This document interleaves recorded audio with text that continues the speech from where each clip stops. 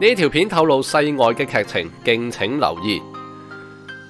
動畫電影《世外》今年10月下旬上映，係繼2003年《麥兜故事》之後，再度入選法國安石國際動畫影展嘅香港動畫。2019年，楊寶文改編西條內加小說《千年鬼》，製作14分鐘嘅短片，後來獲得電影發展基金同埋沙特阿拉伯嘅投資者注資，製成今日所見嘅111分鐘嘅電影。由楊寶文編劇，吳啟忠導演，楊寶文、曾銀佳監製。講起動畫走入國際，東方世界經常以日本動畫作為評論基礎，亦即係某部作品同觀眾心目中嘅日本動畫有幾相似，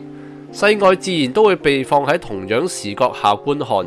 細睇之下，世外既有同日本主流動畫相似嘅地方，但係又有幾多唔同。團隊喺限米煮限飯嘅情況下，製成令人眼前一亮、扣人心弦嘅作品。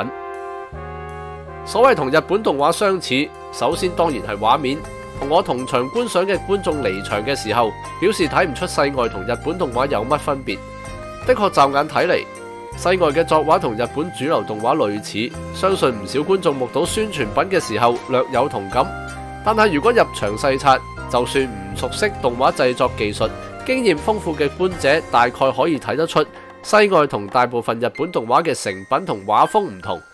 第一項差異係世外畫面嘅連貫度較低，即係前一張畫同後一張過渡較唔暢順，睇起上嚟有跳格嘅感覺。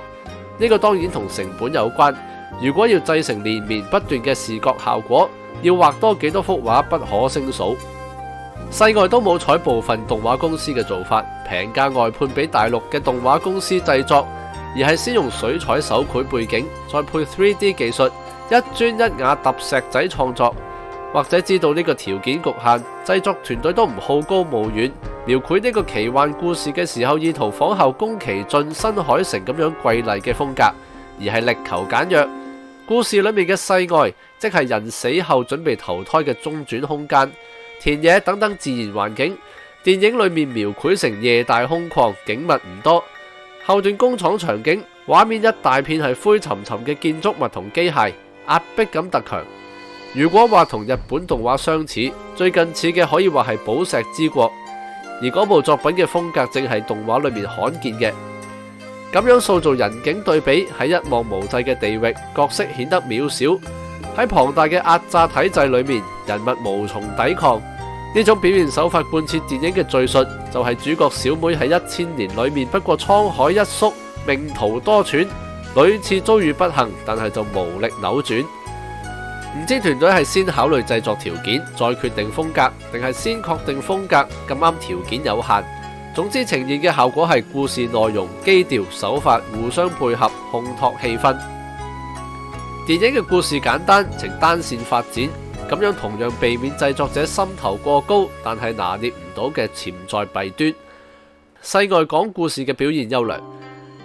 套戲首半部引介3個片段，分別係開場主角小妹進入世外、古蘭公主始至報父仇，同埋農民姜山抗命。每段故事喺適當時候暫停，留低懸念，又喺細微處埋下伏筆，往後再揭露。例如小妹揾失蹤嘅細佬，點知自己喺饑荒裏面食咗細佬，大大增加佢成為人鬼嘅可能。古蘭懷疑朝中有人謀反，大肆誅殺。幾百年後嘅佢，即係小英醒覺，對自己濫行殺戮極為悔疚，增加小鬼挽救佢嘅難度。姜山爬上雪山揾人鬼，喺路上竟然執到一塊餅。後來故事先交代，原來係小鬼特登擺低嘅，顯示佢1000年嚟一直追蹤小妹。小鬼喺唔同年代向轉世成唔同人嘅小妹反映自己本來帶人投胎，但係而家另有任務。觀眾後來先知道，原來佢同天女有所協定，就係掹走小妹每一世嘅鬼之牙。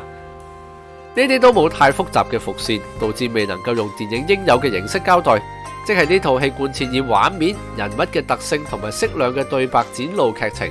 而唔係1-2個角色突然擔當說書人嘅角色講內容，甚至由旁白報道資訊。同樣由於劇本集中處理小鬼1000年嚟守護小妹呢個主軸，諸多劇情呼應佢兩人嘅感情結連，以近100分鐘渲染，令故事更加有感染力。世外引入佛教思想，主題就唔係宣揚佛教或者探討佛理，更似借用佛教嘅世界觀，講述一個關於愛嘅故事。呢套戲展現呢種愛嘅手法都有奇異嘅地方。中後段講述小妹決定投胎，臨進入瀑布之前問小鬼：我會唔會唔記得你㗎？小鬼答：無論你去到邊度，我都會揾到你。按時序呢個係故事之中小妹嘅第一次投胎，但係敘述嘅次序就喺小妹登場加略述往事、古蘭公主、姜山嘅故事之後，亦即係觀眾好似目睹小鬼已經追尋小妹度過好多世，證實小鬼承諾非虛。世外冇近年動畫迷濫稱為神作嘅條件，即係冇異常新穎嘅意念，冇出人意表嘅情節，更加冇突破觀眾想象嘅世界設定。但係將睇起嚟平凡嘅故事講到恰到好處，調動敘述嘅次序，喺有限嘅條件下發揮得最好。所謂帶住敲鐐跳舞，反而見到匠心。世外體系嘅設定都算合理嘅，亦無需觀眾喺100分鐘裏面抽絲剝繭，推敲設定多過鑑賞電影。唯一嘅缺陷係故事推向高潮嘅時候，世外被無數結繩捆綁，連天女都唔可以行動。呢個時候竟然係只要靠小鬼解開佢心中嘅結，就可以消除全個世外嘅災禍。故事裏面小鬼只係其中一名靈手，即係近似民間信仰裏面嘅鬼差。點解突然擁有毀天滅地嘅力量，心中嘅結可以纏繞整個世外？單憑佢一人之力又可以拯救眾生？觀眾大概可以理解，故事要極力營造世外命懸一線嘅困境，而且全在乎小鬼有冇回天之力，引導觀眾全神貫注察看最後劇情。